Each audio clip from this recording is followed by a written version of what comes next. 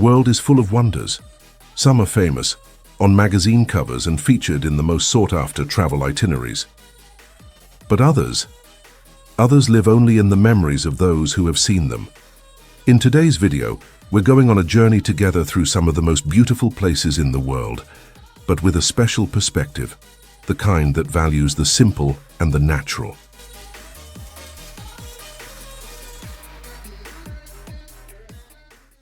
Cappadocia, Turkey. In the heart of Anatolia, where time does not move in a straight line, but in spirals of stone and silence, lies a place where the earth seems to whisper ancient stories. Cappadocia, in the central region of Turkey, is more than just a tourist destination. It is a time machine sculpted by wind, fire, and faith. From above, the world reveals itself in shades of ochre and gold, with fairy chimneys rising like guardians of a forgotten era. Viewed from the sky, these geological formations don't seem real. They look like living sculptures, created by the dance between magma and millennia. Cappadocia was born from fury. Millions of years ago, volcanoes such as Erciyes and Hasan erupted, covering the region with ash and lava. Over time, this ash solidified, forming a soft type of rock called tuff. And it was on this malleable terrain that rain, wind, and ice sculpted one of the most extraordinary natural landscapes on the planet. It's no exaggeration to say that here, the earth speaks.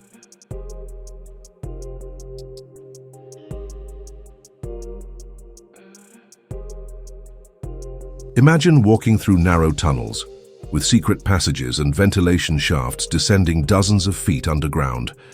There, families, animals, and soldiers live together in organized spaces, with kitchens, churches, schools, and even cemeteries. In times of religious persecution, such as the early centuries of Christianity, these underground cities were sanctuaries of resistance and faith.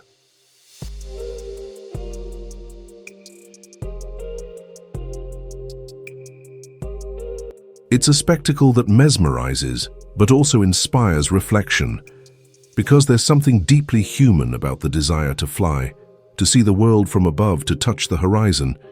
In Cappadocia, that desire takes shape, and even if the flight lasts only a few minutes, the memory remains, as if part of us had stayed up there, between the wind and the silence.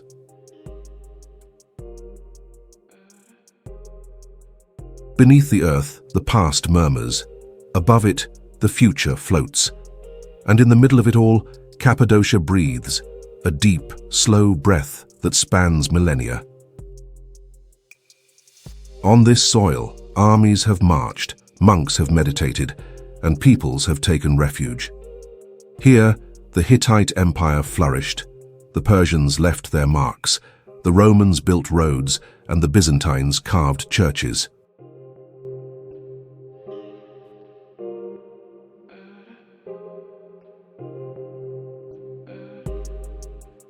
Petra, Jordan. A city lost in time, rediscovered by Western eyes, but never forgotten by the desert winds. It's impossible to reach Petra without feeling that you're about to uncover a secret. The path is narrow, winding, enclosed by sandstone walls that rise like living ramparts. This magical corridor is called the Sik, a gorge over 3,280 feet long, where each step echoes like a whisper from history. Light filters in with difficulty, casting dancing shadows that silently accompany the traveler.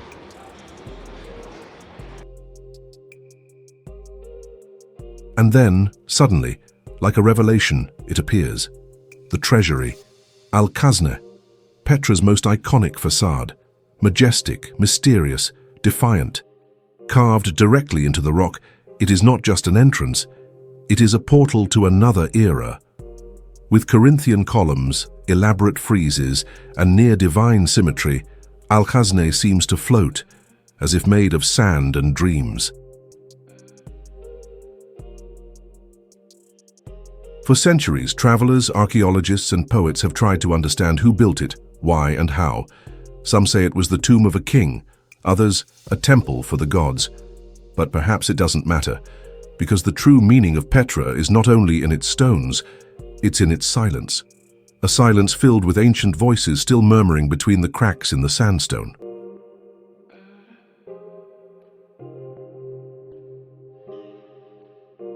Petra was the capital of the Nabatean Empire, a trading people, clever, mystical. Coming from the desert, they controlled the spice and incense routes.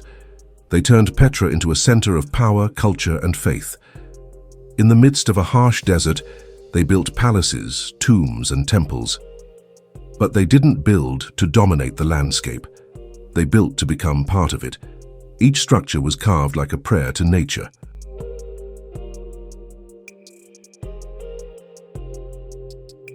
They were masters of water, even while living in the desert.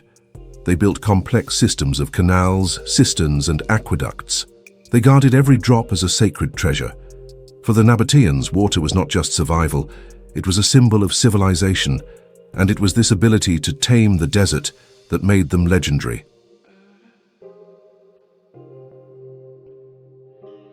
Great Wall of China.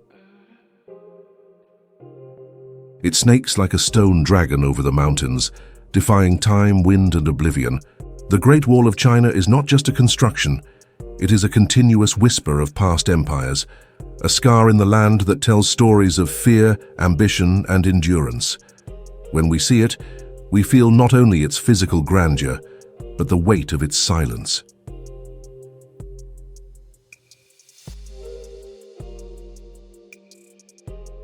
With over 12,427 miles in length, it was not built all at once, nor by a single emperor.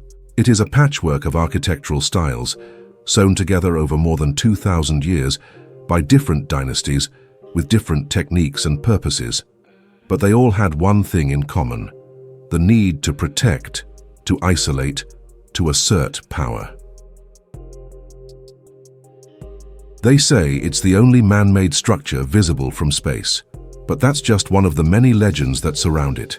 Because the most astonishing truth about the wall isn't the distance it spans, it's what it represents. Every stone carries the weight of thousands of lives. Every watchtower is a cry trapped in time.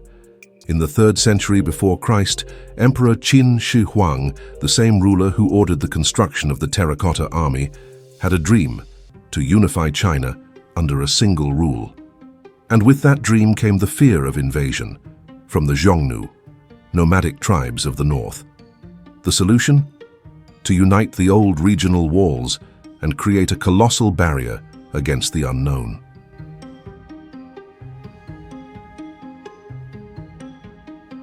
But the construction wasn't done by machines, it was done by hands, calloused, bleeding hands, in journeys marked by hunger and cold.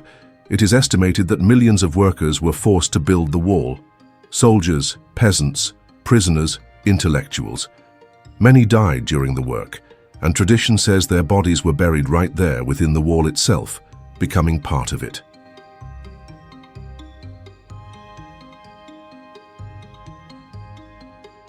That's why for some, the Great Wall is also an endless tomb, a monument not only to engineering but to human suffering.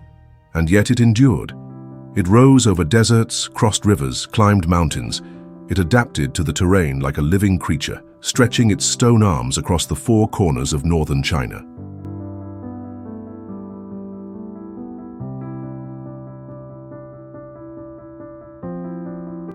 Atacama Desert, Chile. There are places on Earth that challenge our understanding of life. Considered the driest desert in the world outside the polar regions, the Atacama is a land of extremes. In some areas, rain might not fall for decades. The sky is of an almost supernatural clarity, and the land, cracked, reddish, fossilized, feels as ancient as time itself.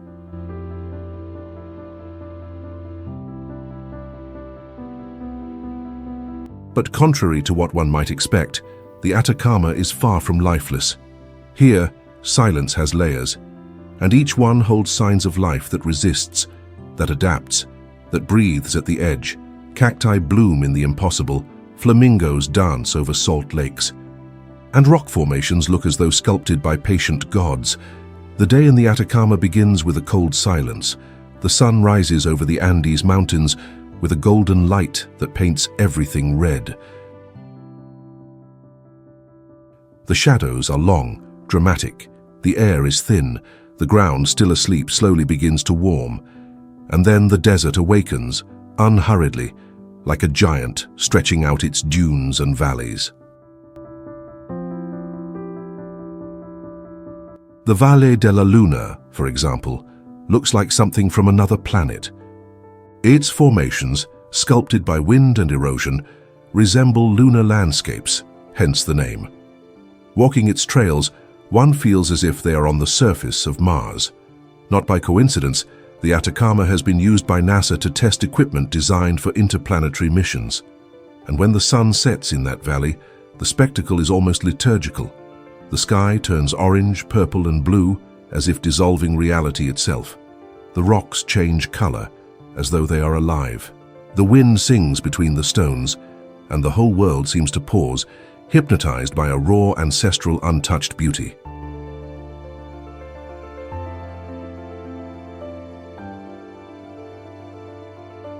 At the heart of the desert lies San Pedro de Atacama, a small village made of adobe where time moves slowly.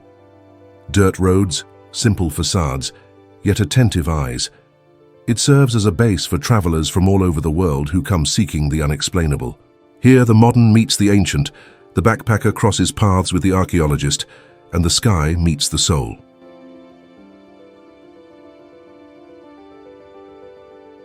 Lake Bled, Slovenia. In the heart of the Julian Alps, hidden like a secret kept by Slovenia's mountains, rests a crystalline mirror that for centuries has fascinated kings, poets, travelers, and dreamers. Its name is Bled, a glacial lake wrapped in morning mist and ancient legends, a place where time seems to slow down, as if nature itself decided to breathe more gently. Lake Bled is not just a body of water, it is a sanctuary, it is liquid memory. Just over 1 1/4 miles long and reaching a depth of nearly 98 feet, Lake Bled is modest in size yet grand in symbolism. It rests like a jewel framed by green hills and forest-covered mountains which turn golden in the fall and become immaculately white in the winter. Each season reveals a different face of the lake, as if the earth itself wishes to tell several stories using the same stage.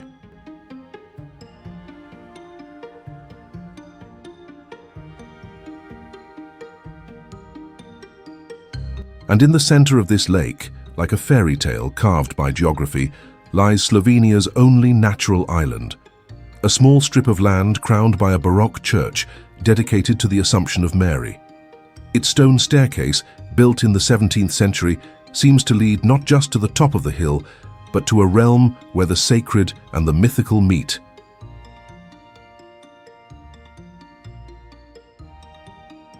According to legend, whoever climbs the 99 steps to the church's entrance must do so in silence, carrying a pure wish in their heart. Tradition says that if you ring the bell in the tower, your wish will be granted. Thousands of visitors repeat this ritual each year, guided by ancestral faith and the hope that the echo of the bell will travel through time and reach what has yet to come.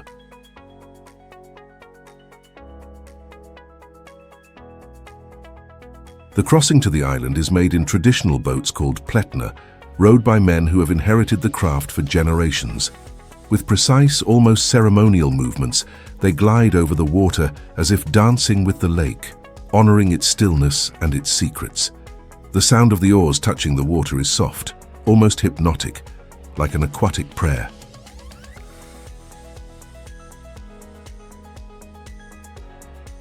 Tahiti, French Polynesia. Tahiti, the largest island of French Polynesia, rises like a poem carved from volcanic stone, with its green mountains veiled in mist and its lagoons shimmering under the sun like liquid jewels. There, every dawn is a living painting. Golden rays slowly filter over the slopes, drawing silhouettes in the tropical vegetation and waking up sleepy villages. It is a silent spectacle, watched by eyes that have inherited the ocean and the sky as their permanent horizons. Tahiti is not just an island, it is an ancestral song, sung by generations of navigators, told through tattoos on bodies and flowers woven into hair. Long before the first Europeans laid eyes on these lands, the Maori people were already sailing these waters, guided only by the stars and the intuition passed down from the gods. They came from distant islands, braving unpredictable seas in double-hulled canoes built by skilled hands and unshakable faith. When they arrived, they named everything. The mountains, the winds, the currents. They called this place Tahiti, the Great Water. Their stories were passed down orally, sung in chants, dances, and symbols tattooed on the skin. Tattoos here have a soul. They are a way to tell who you are, where you came from, and what you honor. In Tahiti, each marked line is a map of life.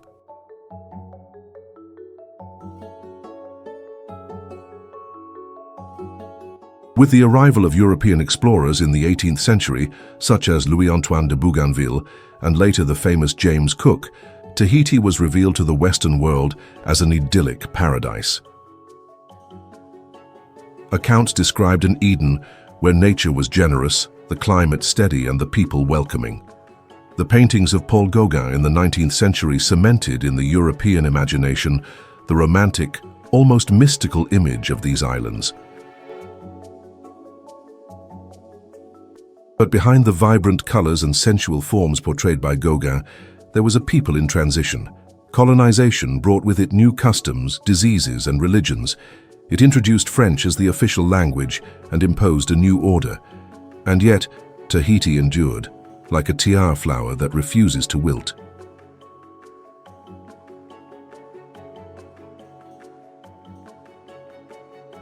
Banff National Park, Canada. Founded in 1885, Banff is the oldest national park in the country and the third oldest in the world. With more than 2,500 square miles of rugged mountains, untouched forests, and abundant wildlife, Banff represents not only a natural refuge, but also a symbol of the wild spirit that shaped Canadian identity. A sanctuary where time seems to follow a different rhythm, slower, quieter, deeper.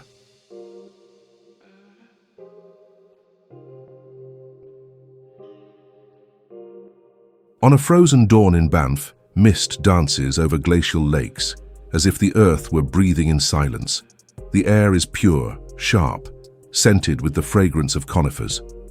The dominant sound is that of wind gliding through the pines, interrupted only by the distant cry of an eagle or the crack of a branch under the weight of a moose.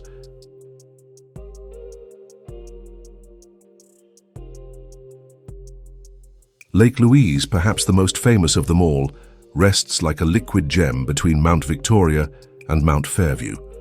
Its turquoise waters are fed by millennia-old glaciers, which melt slowly during the short alpine summer. Looking at Lake Louise is like contemplating a portal to another dimension, one where beauty exists in a raw, wild, and unfiltered state.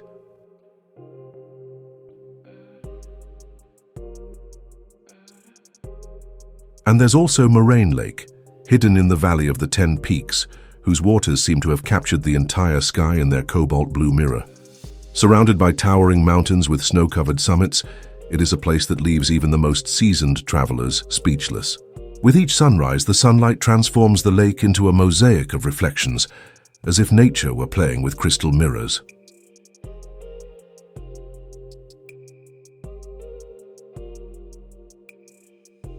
The trails that wind through Banff are ancestral paths, walked long before the arrival of European colonizers. Indigenous peoples such as the Stoney Nakoda, the Ktunaxa, and the Blackfoot already knew the soul of these lands and saw in the mountains not just resources, but spirits. For them, Banff was not just a territory, it was a sacred home, full of stories and wisdom.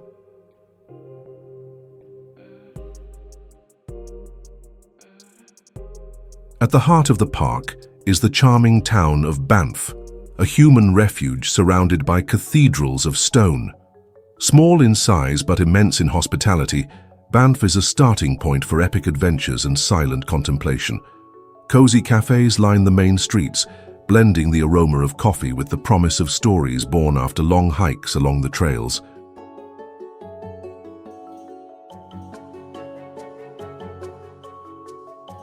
Palawan, Philippines.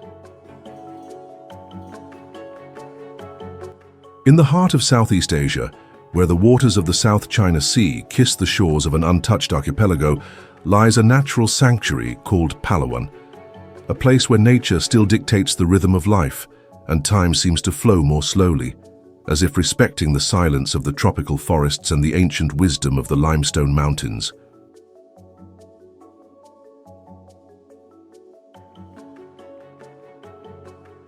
Here, nature is lush, abundant, and absolutely commanding.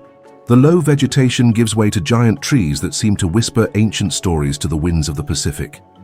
The transparent waters reveal coral gardens, mesmerizing schools of fish, and a vibrant underwater world that pulses with life, as if each drop of ocean holds an untold secret.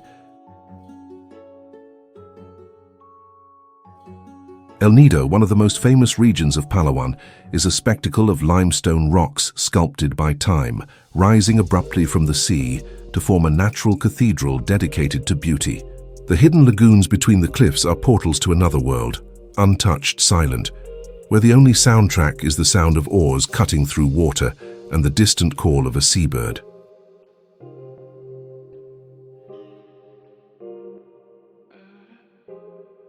But to truly understand Palawan, one must go beyond the landscapes. It is necessary to dive into its history, its legends, and the lives that inhabit these lands. Indigenous peoples like the Tagbanua and the Palawan have lived here for centuries, in harmony with the forest and the sea. Their beliefs are intertwined with the cycles of the moon, the rhythms of the tides, and the signs of the jungle.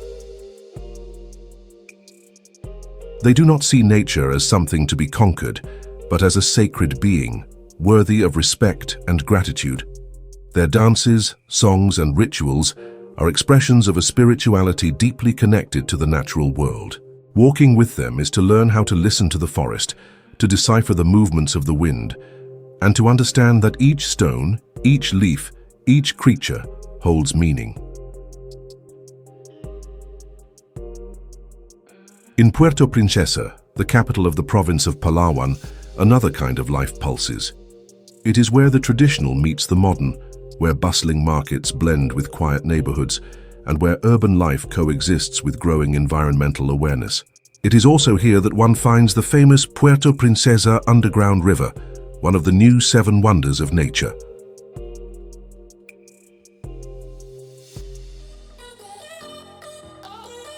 Iguazu Falls.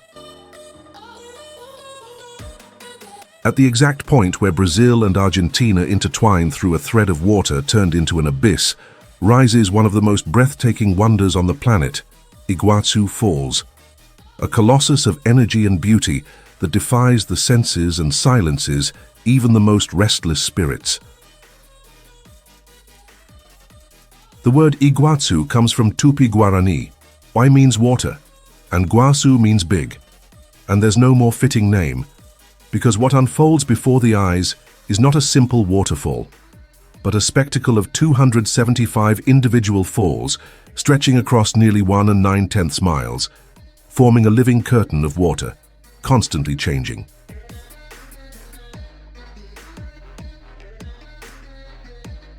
There, where the Iguazu River plunges with violence and poetry, nature reveals itself in its rawest, wildest, and most sublime form. The waters, in their unending motion, seem to defy gravity, plunging into a chaotic, hypnotic ballet that sometimes roars like a beast and sometimes whispers like an ancient secret.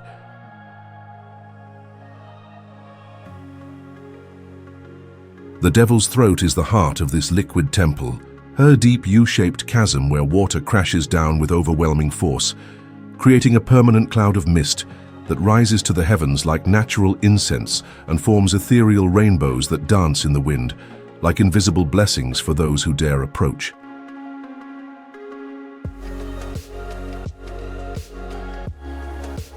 There, the sound is not just heard, it is felt. It vibrates in the chest, echoes in the bones, takes over the entire body. It is as if the earth were screaming, as if creation itself were reminding us of its primal force. And in the face of that power, humankind feels small, fragile, but also part of something infinitely greater. Iguazu Falls are not just a sight, they are an experience, a ceremony in which all the senses are summoned. The damp breeze that touches the face, the scent of the wet forest, the taste of water in the air, the sound that fills the space like an ancestral symphony, and the view that defies any description, any attempt to capture it in words.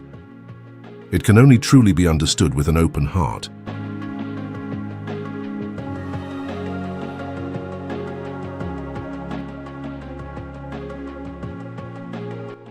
Masai Mara, Kenya. The Masai Mara is the natural extension of the Serengeti ecosystem in northern Tanzania, and together they form one of the largest wildlife areas on the planet. Its name comes from the Maasai people, the nomadic inhabitants of the region, and from the Mara River, which winds through the territory like a vital artery. It is on this fertile and ancient soil that one of Earth's most impressive spectacles unfolds, the Great Migration. Millions of wildebeest, zebras and gazelles brave crocodile-infested rivers and cunning predators in search of fresh pastures, an ancestral drama that has repeated for millennia, guided by instincts that defy human logic.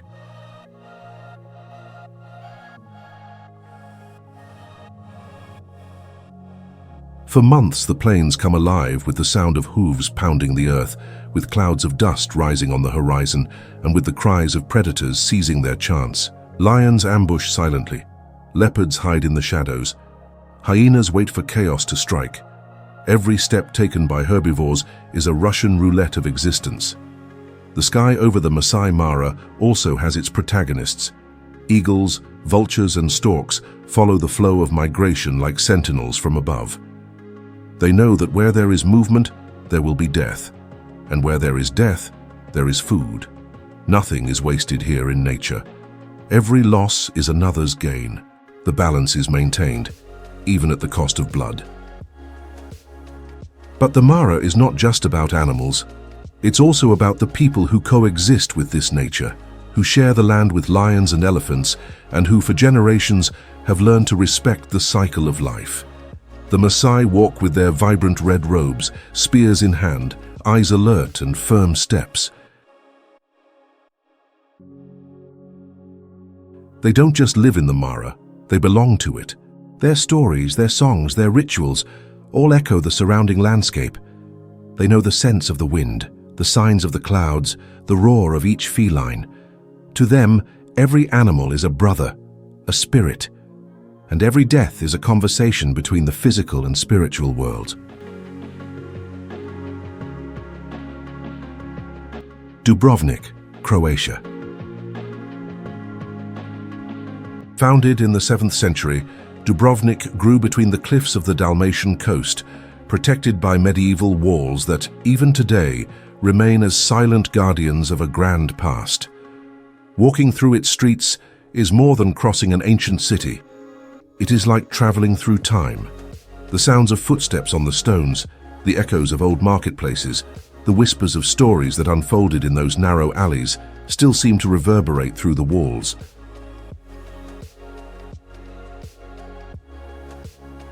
In the heart of the city, the Stradan stretches like a main artery. Its limestone pavement, so polished by centuries of human movement that it gleams under the sun, guides the eyes and steps of all who arrive. Surrounding it, Baroque palaces, Renaissance churches, and Gothic facades silently tell the chapters of the maritime republic that once rivaled Venice. At its peak, Dubrovnik was not just a commercial port. It was a symbol of diplomacy, intelligence, and independence. But Dubrovnik's beauty is not limited to its architecture. It pulses in every gesture of its people, in every flavor of its cuisine, in every song that echoes during the cultural events that take over the plazas on summer nights. The city is a symphony of tradition and resilience.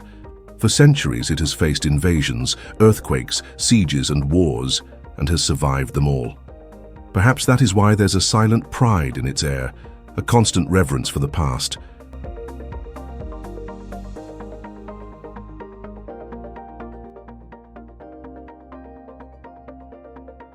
From the top of the walls, the gaze is lost among the orange rooftops and the endless sea. Dubrovnik's walls, nearly 1¼ miles long, approximately 2 kilometers, are like a beautiful scar, marking the city's skin with memories of hard times and the strength to keep going. From every tower the view unfolds like a painting. On one side, the Dalmatian mountains, on the other, the sea that seems to have no end. It's impossible not to feel a chill remembering that these stones have witnessed moments of glory and pain. During the siege of the city in the 1990s, in the Croatian War of Independence, Dubrovnik was hit by bombs but stood strong. The marks of conflict are still visible to those who look closely, but they do not define the city. On the contrary, they are signs of its resilience.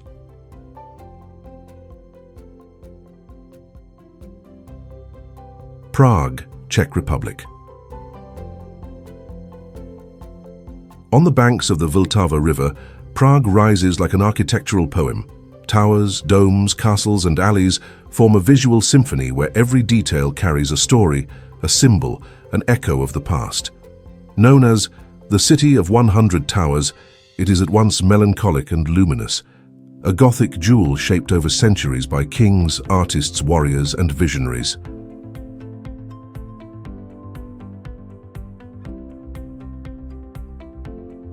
In the heart of the city, the Old Town Square opens like an ancestral stage. This is where the soul of Prague beats. Footsteps reverberate over the centuries-old stones, the sound of bells mixes with the chatter of visitors, and the famous astronomical clock, with its charming automatons, has been turning for more than 600 years, defying time and logic with its medieval beauty.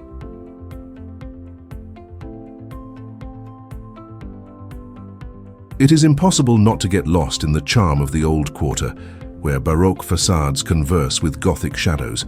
Every street looks like a painting, every window a portal. Walking through it is like leafing through a book written in stone, where every page is a building, every chapter a plaza. Prague cannot be explained. It must be felt. But the city doesn't live only on nostalgia. Amidst the past, there pulses an artistic energy that has never ceased. Literary cafes, underground theaters, independent galleries, musicians on corners. Prague is also a haven for creativity. It was here that Kafka wrote his lucid nightmares, that Dvořák and Smetana found their melodies, that surrealism found refuge among Baroque shadows.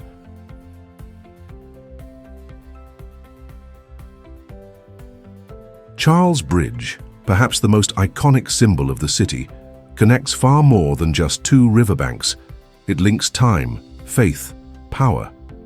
Built in the 14th century under the orders of King Charles IV, the bridge carries in its stones the weight of centuries, and in its statues the soul of saints and kings who witnessed wars, revolutions, and celebrations. When crossing it, the traveler doesn't just walk. He is carried by an invisible current of history. At the top of Hradčany Hill, Prague Castle imposes itself with majesty. It is the largest ancient castle in the world, a city within a city, a kingdom made of stones and centuries. Since the 9th century, it has stood immobile, watching the transformation of a people and a nation. Inside, St. Vitus Cathedral raises its towers like hands touching the sky. And as you step inside, the light filtered through the stained glass windows colors the silence, as if each ray were whispering a prayer. Prague is also a city of contrasts. In its streets, the medieval blends with cubism, Art Nouveau kisses functionalism, and the communist architecture from the days of Czechoslovakia still imposes itself like an urban scar. Every facade is a testimony of an era, every plaza a chronicle of resistance. Galapagos Islands, Ecuador. The Galapagos Islands, an archipelago lost in the deep blue of the Pacific Ocean, where time seems to slow down and wildlife follows its own rhythm, unaware of the frenzy of the modern world. Located approximately 621 miles, about 1,000 kilometers off the coast of mainland Ecuador, this group of volcanic islands represents one of the most extraordinary sanctuaries of biodiversity on the planet. When Darwin stepped on these lands, he was intrigued by the variety of species that, although similar to each other, displayed small yet remarkable differences from island to island. Finches with distinct beaks, iguanas that swam like fish, giant tortoises with shells shaped by the terrain of each island. Everything seemed to tell a story that, until then, no one had fully understood.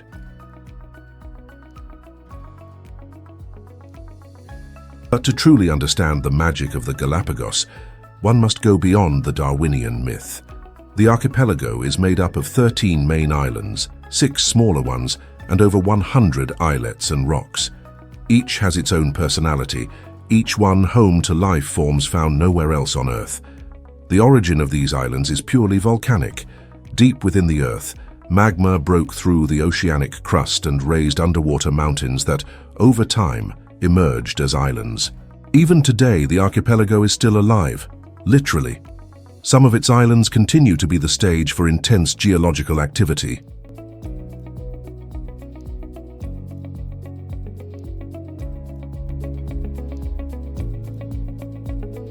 On Fernandina Island, for example, considered the youngest and most volcanically active, rivers of lava sculpt new landscapes with each eruption. It's a constant reminder that the Earth here is still under construction. The glowing flows descend the slopes and meet the cold waters of the Pacific in an ancestral dance between fire and sea. And even in this inhospitable environment, life thrives. Marine iguanas, prehistoric-looking creatures covered in dark scales, dominate the sun-soaked black rocks. They are the only lizards in the world that have learned to swim in the open sea, diving in search of marine algae. A specialization so unique it could only evolve in a place so isolated.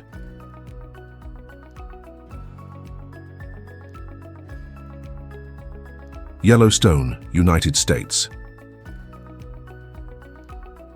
Yellowstone, a name that evokes images of untouched lands, of steam rising from the ground, of bison crossing golden plains beneath endless skies. Located in the heart of the Rocky Mountains, across the states of Wyoming, Montana, and Idaho, Yellowstone is not only the first national park in the United States, it is the first national park in the world, a symbol of what it means to preserve nature and trust that it knows how to live without the hand of man.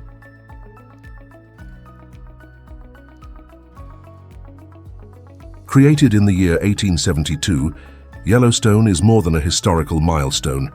It is a living frontier between the wild and the civilized, a sanctuary of boiling geology, of grand fauna, of ecosystems as vast as they are delicate, a place where the earth breathes, moves, and reveals itself in its most primal form. Upon arriving in Yellowstone, the first thing you notice is the smell. A slight sulfuric scent in the air, the mark that the ground beneath your feet is not asleep. Beneath the surface lies a supervolcano, a gigantic magma chamber that fuels more than 10,000 geothermal features, including geysers, hot springs, fumaroles, and bubbling pools. It is the highest concentration of such activity on the entire planet.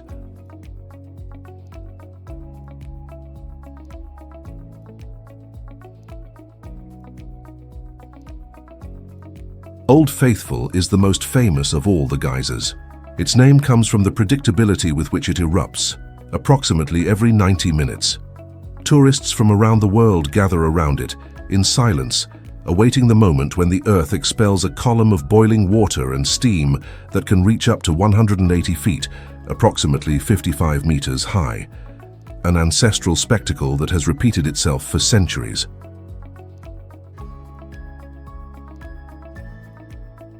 But Yellowstone is not only fire and steam, it is also water in motion.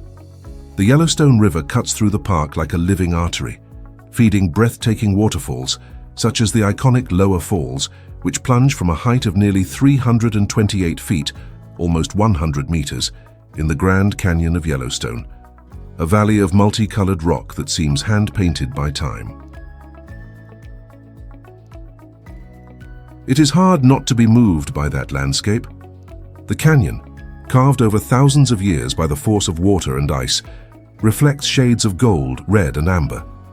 It is said that it was this canyon that gave the park its name. Yellowstone, Yellowstone. And there, where the sound of waterfalls echoes between cliffs, the grandeur of nature imposes itself with reverence.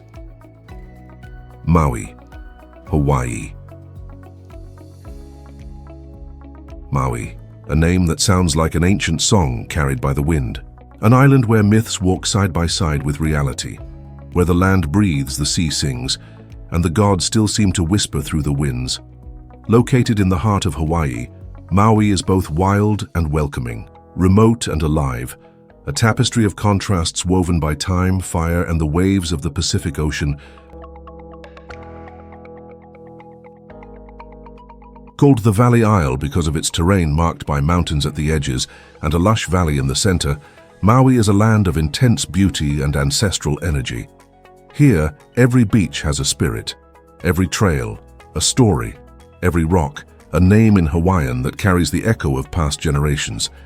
The island of Maui was shaped by two volcanoes, Haleakala to the east and Mauna Kahalawai, also known as the West Maui Mountains, to the west.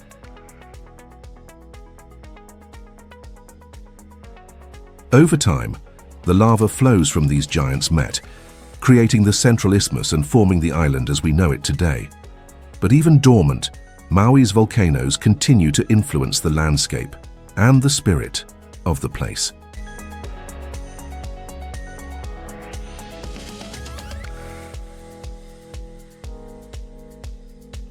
Haleakala, House of the Sun in Hawaiian, dominates the eastern half of the island. With an elevation of over 9,800 feet, more than 3,000 meters, it is the tallest mountain in Maui and also one of the most sacred sites in the entire archipelago. Climbing to its summit before dawn is an almost spiritual ritual. The road winds through clouds until finally the sun breaks the horizon, painting the sky in fiery tones, as if the world were being born again. Up there at the summit, the silence is profound. The air is cold and thin. And when the first ray of sunlight touches the crater, we understand why the ancient Hawaiians believed the demigod Maui tied the sun there so that the days would last longer. The energy of the place is tangible. It's like standing before something sacred, not only for its beauty, but for the memory it holds. During the day, Haleakala reveals another face.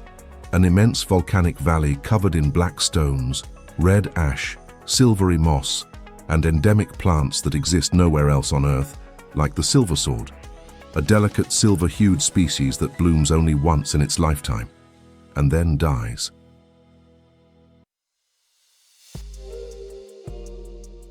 Norwegian fjords.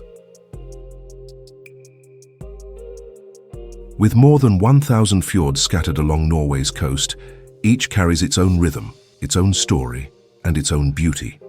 From the world-famous Geiranger Fjord to the majestic Sognefjord, these natural corridors are the backbone of Nordic identity. They are paths where time moves slowly, allowing every gaze to become an act of contemplation.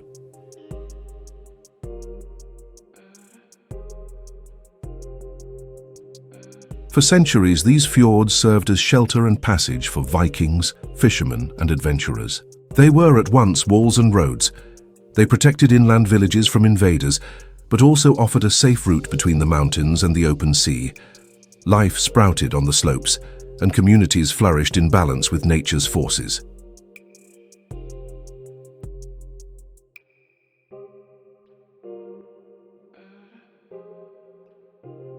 To understand a fjord, one must do more than see it. One must feel it. Feel the moisture in the air, imbued with the scent of salt, moss, and wet wood. Hear the echo of your own heartbeat reverberating off the stone walls. Observe the reflection of snow-covered peaks in waters so still they resemble mirrors. and understand that time here flows to a different rhythm. Fjord is perhaps the most famous of all.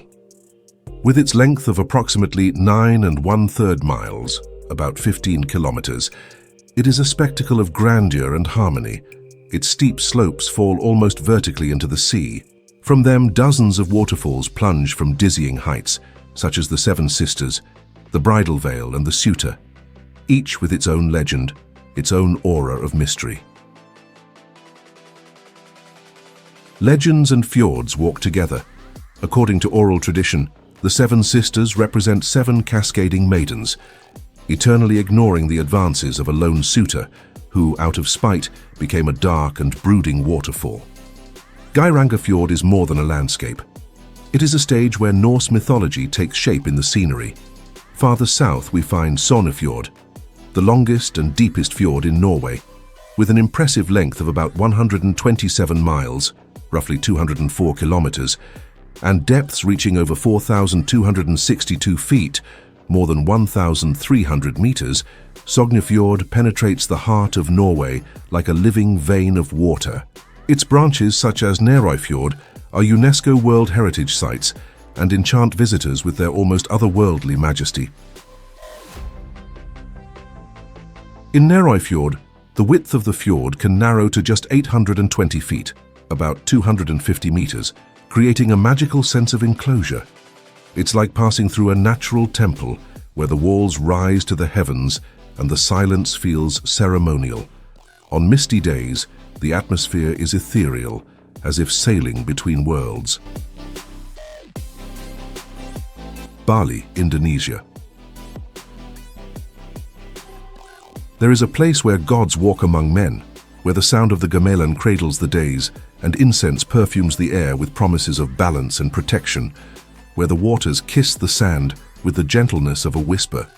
That place is Bali, and for those lucky enough to arrive there, Bali reveals itself as more than an island. It is a state of mind.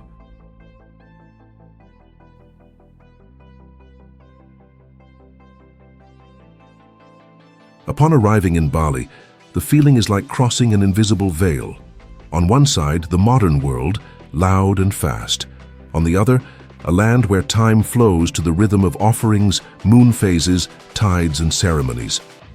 An island where everything seems to have a soul, from a stone by the roadside to the most distant rice terrace.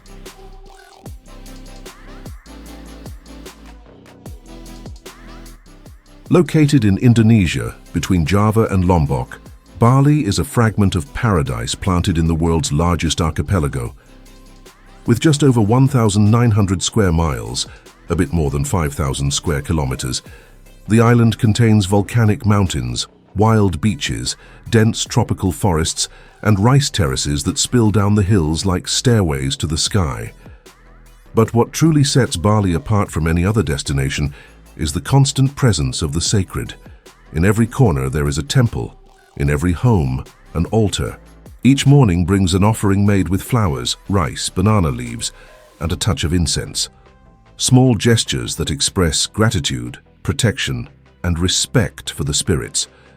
Because here, the invisible is part of daily life. The Balinese live in harmony with the principles of Trihita Karana, the triple path to well-being, harmony between man and God, between man and nature, and between man and fellow man. It is a philosophy that permeates everything, from village architecture to the way rice is planted. And perhaps that is why Bali seems to pulse with an energy that's hard to describe. Kyoto, Japan. Kyoto, a name that echoes through Japanese history like a sacred whisper among the mountains. A city where time seems to bend the laws of physics and memory, keeping ancient traditions alive amid silent modernity. It is not just a tourist destination. Kyoto is a sanctuary of the Japanese soul, a place where ancient gods still walk in the shadows of pine trees, and the spirits of the past linger beneath the curved eaves of temples. In the first rays of morning, the air is cold and pure. The mist glides between the ceramic rooftops like white silk veils. Every narrow street, every precisely placed stone in the Zen gardens carries the weight of centuries of contemplation. Here, everything is ritual. The walking, the silence, the sound of water falling into the tsukubai, the small purification fountains. Kyoto is not a city to visit, it is a city to breathe. Founded in the year 794 as Heian-kyo, the capital of peace and tranquility, Kyoto was Japan's political and cultural center for more than 1,000 years. Long before Tokyo became the beating heart of the archipelago, Kyoto was already its mind and soul. Imperial palaces, Buddhist temples, Shinto shrines, tea houses, no and kabuki theaters all rose over the centuries as a living tapestry of Japanese aesthetics and spirituality. But make no mistake, Kyoto has never been merely an open-air museum. Behind the time-darkened wooden facades is a pulsing, vibrant city that has learned to welcome the new without betraying the old. Bicycles glide silently through streets that could belong to the 18th century. While inside the machiya houses, former merchant homes, young artists create multimedia installations that converse with Zen minimalism.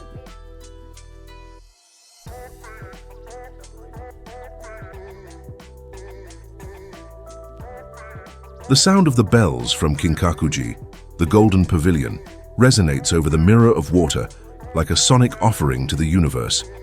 The temple, covered in sheets of pure gold, seems to float on the lake, reflected like a divine mirage. Around it, pine trees curved like hands in prayer and stones meticulously placed in the garden compose a landscape not just to be seen, but to be felt. Antelope Canyon, United States. In the heart of the Arizona desert, among the arid vastness of the Navajo Native American Reservation, lies one of the most astonishing and hypnotic places on Earth, Antelope Canyon, a stone sanctuary carved by time, water, and wind. A natural temple where light dances silently over flowing sandstone walls, creating a spectacle that seems hand-painted by the desert gods. The name antelope refers to the antelopes that once roamed freely in the region. But today the scene is dominated by tourists and photographers from around the world, drawn by the otherworldly beauty of this narrow and deep canyon, which winds like a golden scar across the Earth's surface.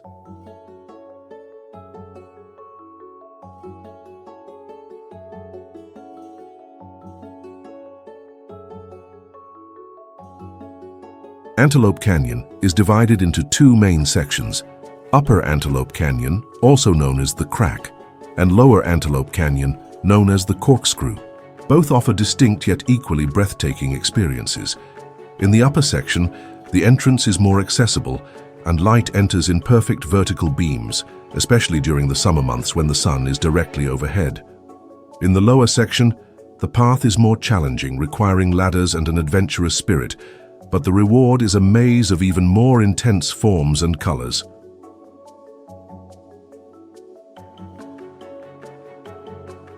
These curves that appear to flow like silk were not sculpted by human hands. They are the result of millions of years of erosion, torrential rains and flash floods that shaped Antelope Canyon layer by layer with the relentless patience of nature. Each sinuous wall carries the memory of waters that, violent and sudden, tore through the canyon with devastating force.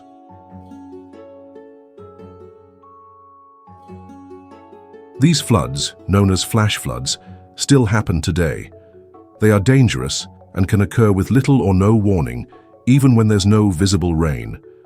For this reason, access to Antelope Canyon is only allowed with authorized guides from the Navajo Nation, who not only ensure the safety of visitors, but also share the ancestral wisdom of their people, deeply connected to this land.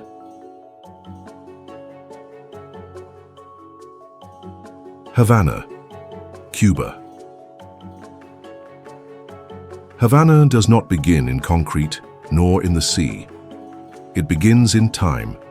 It is a city suspended between decades, whose foundations are made not only of stone and lime, but of memory and resilience. A memory that breathes through colonial windows, that sings in alleys, that dances on corners, and that stands proud even when everything around seems about to collapse.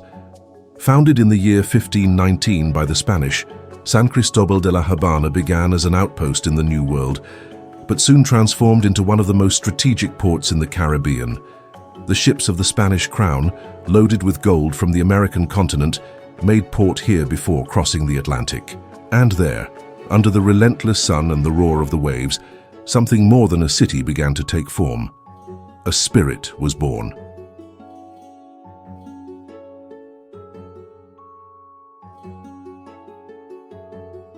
Havana is a palimpsest of eras, a text rewritten 1,000 times on the same surface. In the streets of the historic center, declared a UNESCO World Heritage Site, the stones still hold the sound of colonial carriages.